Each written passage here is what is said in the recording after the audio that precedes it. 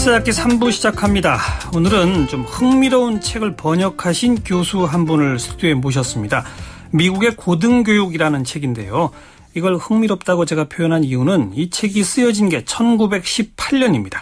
거의 100년 전에 쓰여진 책인데 100년 전 미국의 대학 얘기를 2014년 우리 한국의 교수들께서 왜 번역하셨을까? 자, 그 얘기를 듣고자 연세대학교 경제학과의 홍훈 교수님을 스튜디오에 모셨습니다. 어서 오십시오, 교수님. 네, 반갑습니다. 네. 경남과학기술대학의 박종현 교수님하고 두 분이 함께 번역하셨네요. 네, 그렇습니다. 네. 자, 단도직입적으로 1918년에 누가 쓴 거죠? 소스타인 베블런?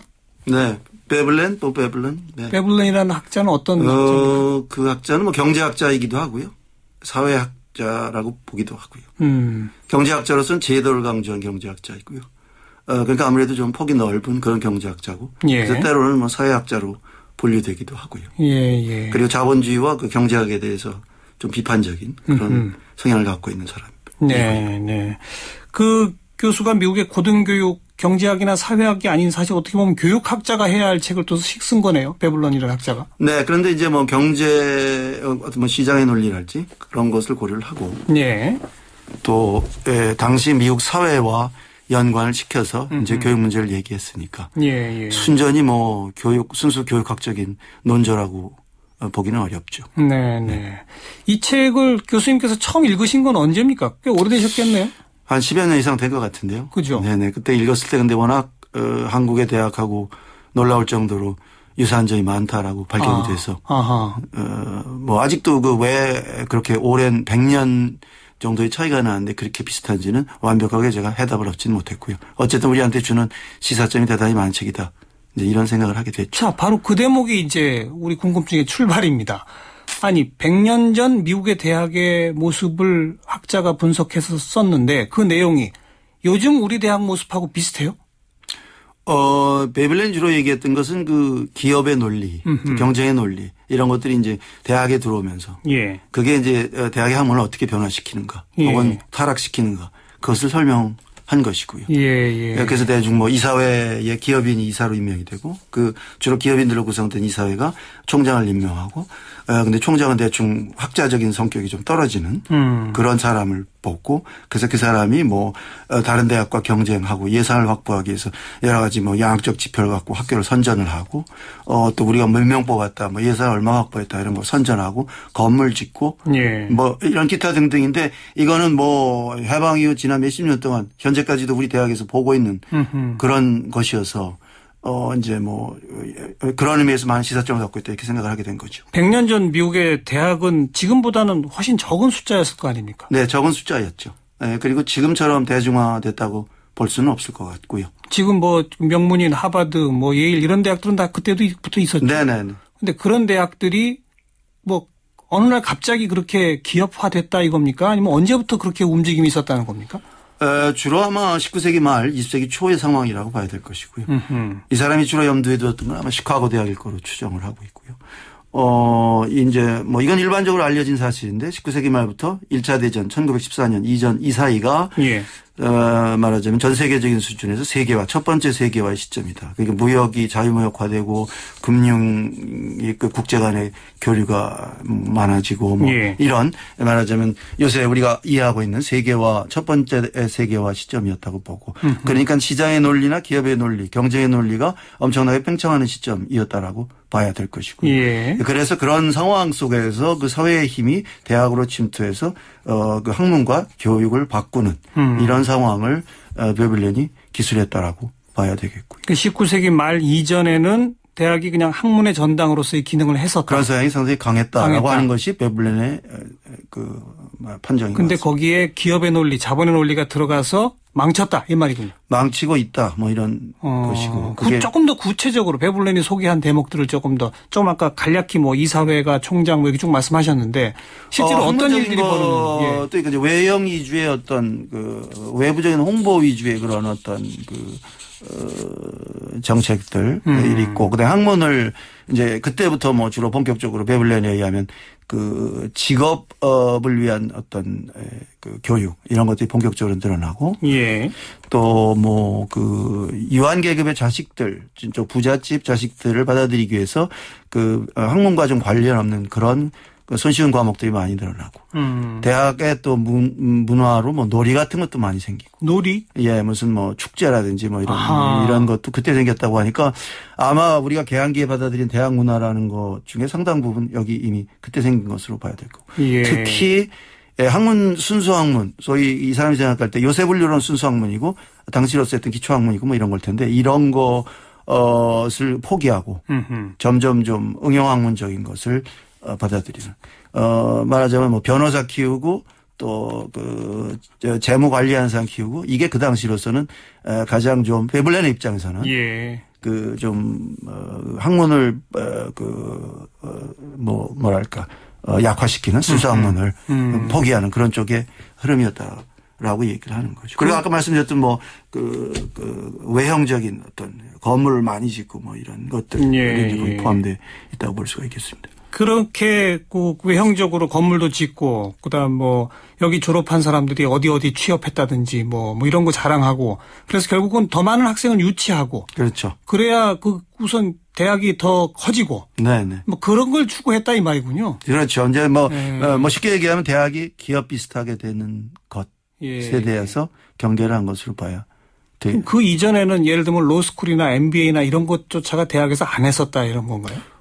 제 기억으로는 뭐 별로 경영학이라는 것 자체가 19세기 초 뭐 이때부터 생겨난 학문일 거고요. 예. 그러니까 뭐 전문 대학원이 이런 것들은 제 기억으로는 아마 그 이전에는 없었던 걸로. 그럼 기본적으로 원래 대학이라고 하는 것에 그 이른바 순수 학문, 기초 학문이라고 그렇죠. 하는 것은 뭐 어떤 걸 말하는 겁니까? 인문학 같은 데서는 뭐 문사철 이런 건가요? 네, 그런 것. 또 뭐 아마 뭐 법도 뭐 변호사를 키우는 게 아니라 법학 자체 뭐 법철학, 법사상 뭐 또 헌법이니 뭐 이런 어떤 그런 그 기본적인 학문들이 있겠죠. 예. 기업화라고 표현을 했어요. 구체적으로 대학의 기업화 이렇게 베블렌이? 기업화라고는 표현을 안 했고요. 주로 금전 추구. 금전 추구의 동기. 베블렌은 대충 이 사회를 분석하는데 지금 자본주의 문제점을 어떤 그 실제 그 사회에 필요한 어떤 것들을 만들어내는 그 말하자면 좋은 의미의 어떤 실용적인 추구. 그것과 금전적인 추구 이 두 축을 놓고 주로 미국 자본주의가 금전적인 것을 추구하는 쪽으로 흘러가면서 사회에 진짜 유용한 어떤 그 뭐 기술 또 재화 이런 것들이 생산이 안 된다 이런 얘기를 주로 했던 거고요. 근데 교육을 설명하면서부터는 이 두 가지 갖지 말고 지적인 호기심이다라고 하는 이게 인간의 고유한 어떤 그 굉장히 중요한 가치다. 근데 이게 이 금전적인 가치를 추구하는 기업의 이것에 의해서 잠식당하고 있다. 뭐 이런 논리라고 봐야 될 것 같습니다. 네.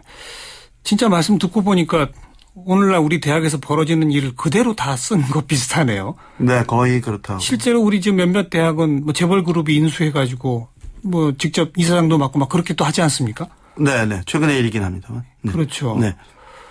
그러면 아까 또 이사회를 말씀하셨는데 책을 제가 이렇게 보니까 1장이 서론이고 서론의 근대 생활에서 대학이 차지하는 위상. 2장이 바로 대학의 이사회예요. 자, 우선 서론 부분에서 베블렌은 근대 생활의 대학이 차지하는 위상이 어떻게 달라졌다? 방금 말씀하신 금전 추구 쪽으로 변하고 있다. 그걸 지적한 거죠. 그건 뭐 좀 더 대학 문제 이전에 좀 더 일찍 시작됐을 것 같고요. 뭐 19세기 중엽이나 뭐 그 이후부터 사회의 변화. 네, 사회 변화가 금전 생겼고. 추구적으로 변하는 거. 예. 그래서 이제 베블렌이 생각한 사회 이상은 기술자 중심의 뭐 이런 건데 이것도 뭐 약간 우리 현재 현실하고는 좀 거리가 있습니다만 근데 이제 돈놀이를 하는 사람들 중심의 이런 사회가 미국 사회다.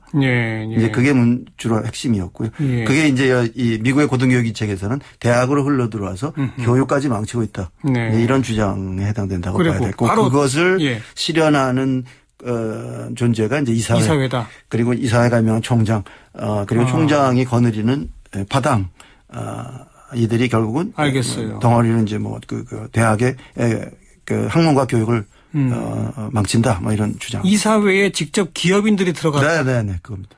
기업인이 이사회라고 하는 것은 어떤 부분에서는 소유구조랑 연결되는 거 아닙니까? 대학에? 뭐 지배구조, 소유구조. 그러니까요. 네. 의사결정구조 이런 거. 대학의 과거의 미국 대학의 소유구조는 어땠고 이 시점에 어떻게 변했다는 겁니까? 기업들이 돈을 막대하게 투자를 했나요? 대학에? 물론 뭐 기업이 투자를 했다고 봐야 될 것이고요.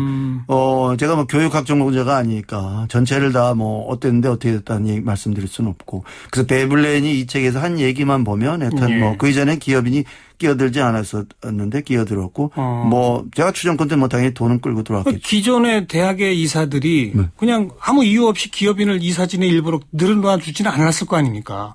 당연히 뭔가 투자가 있고 그 투자의 대가로 그건 그렇다고 봐야 되겠죠. 지배구조에 들어와서 이사회를 장악하고 그러니까 내가 투자했으니까 그만큼 나도 대학에서 돈을 벌어가야 되겠다. 이렇게 되는 거로군요. 돈을 벌어가야 되겠다는 그런 얘기는 명확히는 없고요. 다만 뭐 그 경쟁을 해서 좋게 만들어야 되고 뭔가 결과를 얻어야 되고 그 결과는 대충 우리가 눈에 가시적으로 볼 수 있는 양적인 것이어야 하고 뭐 이런 흐름은 명확하다고 봐야 되겠죠. 그렇게 해서 대학이 그렇게 변화하면 기업인 입장에서는 이 사회 전체를 기업인이 더 지배할 수 있는 사회로 바꿀 수 있겠다 이렇게도 봤겠네요. 뭐 그런 얘기를 명시적으로 안 하고 있지만 뭐 자연스럽게 그렇게 될 것이고요. 그리고 좀 더 거기서 배출되는 학생들은 친기업적인 학생들이 되겠죠. 그렇게 되겠죠. 네. 그리고 바로 3장이 이제 학사 행정과 정책입니다. 그 구체적으로 어떻게 달라졌다는 겁니까, 그게? 뭐 학사행정 아까 말씀드렸던 대로 이제 과목이 뭐 많이 바뀐다는 거고. 과목 바뀌고. 네, 쉬운 과목 넣고 졸업하기 쉬운 거로 넣고. 그다음에 거기다 뭐 좀 심하면 놀이 같은 것도 넣고. 그리고 뭐 아까 얘기했던 응용학문이 대거로 늘어나고. 늘어나고. 예. 그다음 4장은 학문적인 명성과 물적 장비입니다. 이 대목은 뭐 어떤 내용들을 주로 썼나요? 글쎄요. 그건 뭐 일일이 제가 다 챕터별로 다 기억은 못 하겠고요. 그러나 어쨌든 그 과거에 그 학자들이 당연히 지니고 있어야 될 어떤 지적인 호기심, 사회에 대한 성찰, 뭐 학문 전체에 대한 포괄적인 지식들, 이런 것들이 파편화되면서 쪼개지면서 오히려 무슨 큰 건물 막 이런 것이 그런 쪽으로 가고 장비 위주로 가고 외형적인 거로 가고 아마 그런 내용이었을 거예요. 대학의 교수들도 그래서 변화해 가더라 그거죠. 교수들 뭐 총장도 결국 교수였으니까요. 그러니까 뭐 그걸 추종하는 사람들이 당연히 생기고 총장에 대해서 하는 얘기는 뭐 그 상황이 거의 우리 상황하고 비슷하다고 보는데 내내 학문에 종사해서는 절대로 총장이 될 수가 없고 처음부터 그러니까 어느 정도는 학자적인 성향을 갖지 않은 사람들이 총장의 트랙으로 갈 수밖에 없다. 경영자적 마인드가 있는 그렇고 뭐 적당히 타협할 수 있어야 되고 깊이 연구하기보다는 똑같은 걸 반복해서 연설할 수 있어야 되고 뭐 이런 사람들일 수밖에 없다는 것이고요. 그래서 뭐 진정한 의미의 학자들은 총장의 그 트랙에서 일찍부터 제거된다는 주장을 하고 있고요. 오늘날 우리의 대학 총장들도 일단 총장이 취임하면 제일 먼저 해야 할 일이 외부의 지원금이나 투자 유치하는 거 이거라고들 하지 않습니까? 그렇죠. 표방은 그렇게 하는데 사실은 이제 뭐 그런 모금의 역사가 짧아서 그런지 미국 대학에서 그 총장들이 하는 식으로 조직적으로는 못 하고 있죠. 그래서 또 다 그런 건 아니지만 상당 경우에 그냥 뭐 자기가 그 모은 그 돈을 늘린다든지 뭐 이런 경향도 상당히 있고요. 근데 이제 우리 경우에는 그 말하자면 베블렌이 얘기한 기업의 논리, 경쟁의 논리 이런 건 말고 또 전근대적인 그 비민주성이 학교에 계속 있고 그게 현재 이렇게 결합되어 있다라고는 생각을 하는데 그것은 잠깐 말씀을 드리면 우리 87년에 그 민주화 했는데 그건 거시적인 차원의 절차적인 그런 민주화였고 그 미시적인 내용적인 차원으로까지 확산되지는 못했다고 생각을 하고요. 그래서 각 조직, 병원, 학교, 교회 이런 데 그 수장들의 권위, 비민주성 그대로 남아있다라고 보는 거고. 그런데 97년에 IMF 위기 이후로는 경쟁의 논리가 지배되고 신자유주의 이런 게 들어오니까. 그렇죠. 이런 권위적인 사람들이 뭐 좀 이런 작은 독재자들이 그 신자유주의, 경제의 논리를 표방하면서 권위주의를 계속 유지하고 있다. 저는 그렇게 파악을 하고 있고요. 학교도 대표적인 그런 조직 중에 하나인데. 말하자면 이거는 베블렌이 얘기하지 않은 그런 측면인데 우리한테는 있는 거고. 그래서 기업의 논리, 경쟁의 논리와 이런 비민주성이 지금 결합돼서 우리 여러 학교 그 개별 단위에서 문제를 일으키고 있고 뭐 우리나라 유수한 대학들부터 지방 대학까지 모양은 약간씩 다르지만 그런 양태가 계속 나타나고 있다라고 저는 생각하고 있습니다. 그러면 그 미국에서 18년에 베블렌이 봤던 것보다 우리나라는 훨씬 더 강력하게 그렇게 가겠네요. 비민주성과 함께 결합되기 때문에. 뭐 강력하게 뭐 가고 있다고 봐야죠. 예. 좀 더 이거보다는 폭력적이라고 봐야 될까요? 그러니까요. 네. 예. 어느 날 아침에 뭐 문사철 계열된 학과 같은 걸 막 없앤다든지 통폐합한다든지 막 이런 현상들이 뭐 도처에 벌어지고 있지 않습니까 현재? 그렇죠. 지금 뭐 상당히 벌어지고 있고요. 뭐 근데 어차피 그 사회에서 요구하는 것의 학문에 어느 정도 부응은 해야 되겠죠. 그러니까 이거 뭐 사회가 변하면 이것도 어느 정도 조정은 돼야 되는 건 맞는데 전체 조화를 보아가면서 또 그 당사자들이 얘기를 들어가면서 민주적으로 네, 그렇게 가야 될 것이고 그리고 아주 중요한 원칙은 자유주의 원칙. 이건 뭐 이념하고도 관계없는데 아무리 마이너리티 학문이 되더라도 그 자체는 남겨야 한다. 아예 없애버리는 것은 자유주의. 뭐 시장하고도 연결된다. 이게 무슨 뭐 특별히 뭐 사회주의나 이런 이념하고 관계없는 건데 자유주의의 최고의 원칙은 마이너리티를 완전히 없애지 않는다거든요. 그렇죠. 이게 언제 다시 중요한 게 될 수도 있고 하기 때문에 그래서 이런 원칙들이 지켜져야 되는데 이런 원칙들이 거의 안 지켜지고 있기 때문에 이게 상당히 문제다라고 보는 거죠. 끝으로 한 말씀 더 드린다면 아주 뭐 이념이고 뭐고 다 떠나서 우리나라에는 대학 총장들 중에 진짜 학교를 위해서 자기 임기 동안 노력한 사람이 그렇게 많지 않은 것 같아요. 그래요? 보면 이게 상당 부분 다는 물론 아닙니다만 자기 사리 사욕 뭐 한 번 더 하겠다 앞으로 어디 관계에 진출하겠다 이런 발판으로 총장직이 이용되는 경우가 적지가 않고요. 이렇게 되면 학교는 도저히 뭐 발전할 수가 없죠. 그래서 이런 것들은 베블렌이 얘기하지 않은 우리의 전근대성인데. 네. 이제 여기서부터 이제 베블렌이 아니라 우리 홍 교수님의 생각을 여쭤보는 건데 1918년 이미 100년 전에 미국의 대학은 그런 모습을 강하게 보였습니다. 베블렌이 지적한 것처럼. 그 후로 지금 100년이 흘렀어요. 오늘날 미국의 대학은 그러면 그때보다 더 황폐화된 겁니까? 그나마 개선이 된 겁니까? 뭐 어떻게 평가하세요? 뭐 미국은 지금 뭐 세계 최고 인류의 학자들 많이 갖고 있고 학문도 뭐 최고를 자랑하고 있고 뭐 공학 물론 물리학 자연과학에서부터 뭐 사회과학 물론 경제 경영 그렇고요. 다만 인문학 정도는 약간 유럽보다 밀릴 수도 있지만 인문학조차도 뭐 그렇다고 하니까 그러면 이제 해명해야 될 건 베블렌이 이렇게 비관적으로 봤던 미국의 대학이 어떻게 이렇게 발전했느냐인데 역시 베블렌이 예상했던 대로 사회가 흘러가지는 않은 것 같다. 사회가 그렇게 베블렌이 예상했던 대로 직선으로 흘러가지 않은 이유는 베블렌 그 시대 1차 대전이 있었고 그 2차 대전이 있었고 1929년 대공황이 있었고 이런 모든 상황들이 시장 경쟁의 논리를 그 축소시키는 그 방향으로 움직였던 건 확실하고요. 그리고 45년에 그 2차 대전 끝난 이후에 뭐 케인지안적인 그런 복지 정책도 활용이 되고 또 일부 국유화되기도 하고 해서 어떤 전체적으로 한 70년 심지어 80년까지도 그 시장의 논리 아주 완전히 풀린 그 시장 원리에 대한 억제가 상당 부분 사회적 있었고 통제 이런 거 말이죠. 사회적 통제가 있었기 때문에 그 시장의 원리가 그냥 무차별적으로 대학에 흘러 들어가지는 않았을 것이고. 그걸 좀 차단해서. 네. 그래서 베블렌 그 틀로 보자면 아마 베블렌이 이렇기 때문에 이렇다라고 할 때 그 앞에 이렇기 때문에가 알겠습니다. 억제돼서 그랬을 것이다라고 추정하고 있습니다. 하지만 또 그 당시 베블렌이 봤던 것 같은 모습이 미국의 대학에 또 전혀 사라진 것도 아니지 않습니까? 사라지지 않았죠. 아주 대중화된 고등교육이 되면서 다 직업교육화 기관화된 모습도 한편에 있으면서 그렇죠. 그러면서 동시에 또 학문적 위치도 동시에 또 추구했다. 이렇게 봐야 되나요? 네, 그렇게 봐야 될 것 같고요. 그리고 아마 딴 데보다 교수들 뭐 월급 이런 거 뭐 굉장히 차등 많이 두고 있고요. 그래서 뭐 이쪽 대학에서 저쪽 대학 끌어가고 이런 거 굉장히 빈번하고요.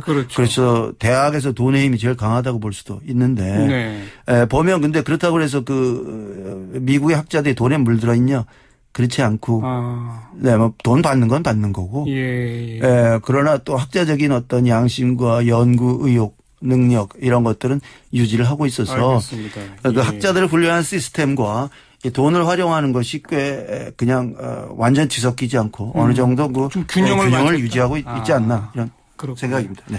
그런데 한국의 대학은 해방 이후 지금까지 줄곧 베블렌이 말한 비관적 방향으로만 흘러왔다고 보세요. 어떻게 보세요? 비관적 방향으로 흘러왔다기보다는 하여튼 한 97년 그 IMF 위기 이전까지 그 여러 가지 좋은 점이라면 좋은 점, 나쁜 점이라면 나쁜 점이 그냥 계속 지속적으로 있었다고 봐야 될 것이고요. 우리가 97년 이후부터 이 시장 경쟁에 그것이 추가되면서 좀 더 훨씬 더 복잡해진 양상이라고 봐야 되겠죠. 예. 지금 이 시점에서 아까 표현하신 어떤 일정한 정도의 사회적 통제나 이런 게 들어가지 않으면 대학은 더 걷잡을 수 없이 비관화될 수도 있다. 이렇게 걱정하시죠? 어떻습니까? 그렇습니다. 그래서 제가 생각한 요인은 아까 말씀드렸던 그 대학 내 민주화, 비민주성 이거 문제가 있고요. 예. 그다음에 그 사회가 학벌 사회고 그래서 입시 교육의 경쟁에 의존한 학생들이 대학으로 들어오고 그래서 그 학생들 받아가지고 학벌 사회로 내보내야 된다. 이 대학의 이 위치 이게 또 문제고요. 예. 그리고는 우리가 그 미국이나 유럽이나 이런 데와 달리 아직도 학문을 해외로부터 수입하고 있어서 그렇죠. 학문의 자유도가 아직 낮기 때문에 이런 요인들에다가 이제 시장 논리 이런 것들이 겹쳐서 굉장히 복잡한데 문제는 여러 가지 너무 많죠. 그래서 간단히 어떻게 해답을 제가 드리기는 어려울 것 같고요. 그러네요. 네네. 네. 근데 이걸 참 이런 그 흐름을 어떻게 막아내기가 참 어렵지 않나요, 실제로? 글쎄요. 저는 교수들한테도 문제가 있다고 봐요. 이제 그 학자들이 말하자면 우리 학문이 어디로 가야 되는지 그 전체적으로 파악하고 그것을 방향 설정을 해야 되는데 그것을 계속 확실하게 그거에 대한 상을 갖고 있지 못하죠. 사실 이건 남이 해줄 수도 없는 건데. 알겠습니다. 네, 부분적으로 그런 문제는 있습니다. 네. 그래요. 미국의 고등교육 100년 전에 쓰여진 책인데 오늘날 우리의 대학 사회 또 우리 한국 사회 전체를 들여다보면서 상당히 고민거리를 던져주고 있는 그러한 책입니다. 이 책을 번역하신 연세대학교 경제학과 홍훈 교수 오늘 함께 만나 뵙습니다. 교수님 오늘 고맙습니다. 네, 감사합니다. 네.